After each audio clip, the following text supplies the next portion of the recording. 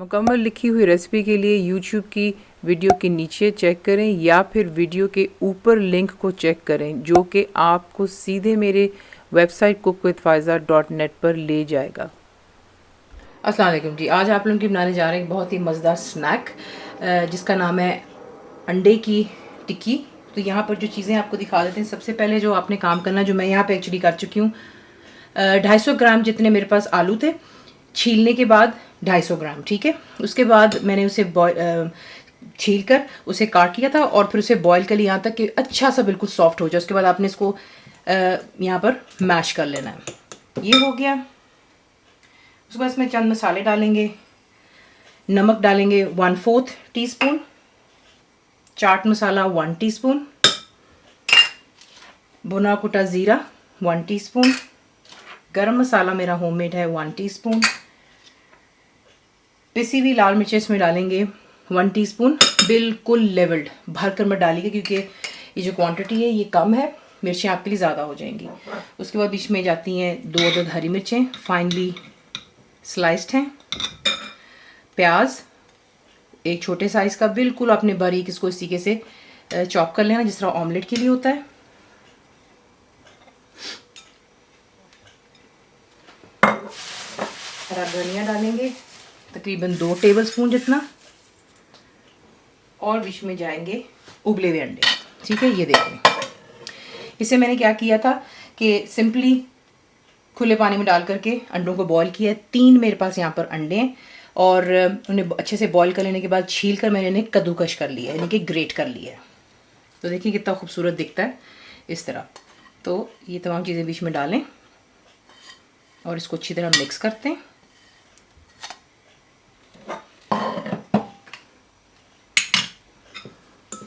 तमाम मसालों के साथ में इसको मिक्स करें और फिर आपको दिखाते हैं नेक्स्ट स्टेप। तो देख लें मिक्सचर इसका तैयार हो गया।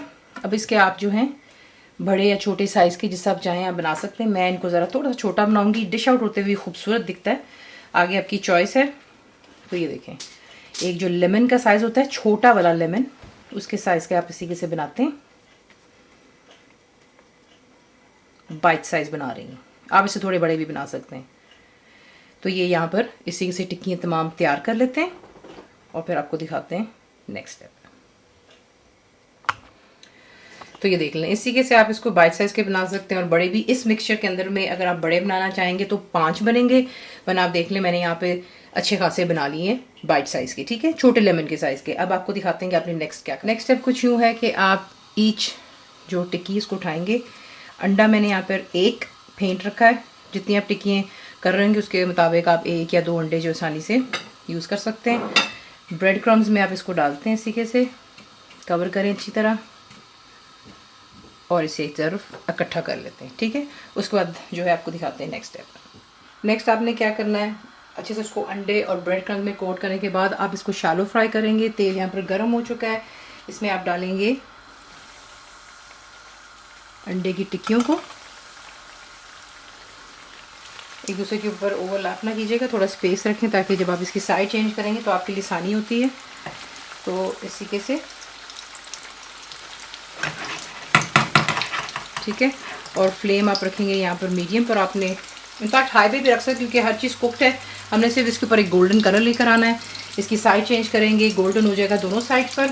और फिर प्लेट पर आप रखें पेपर टॉवल या टिश्यू ताकि एक्स्ट्रा ऑयल रिमूव हो जाए और इनको जो है बीच में से निकाल लेते हैं। तो एक इनको फ्राई होने दें और फिर आपको दिखाते हैं। ये देखिए, कम से कम कुछ सेकंड्स के लिए आपने इनकी साइज़ नहीं चेंज करनी। उसके बाद जो है ये देखिए बहुत जल्दी गोल्डन हो जाते हैं। इनकी साइज़ चेंज कर लें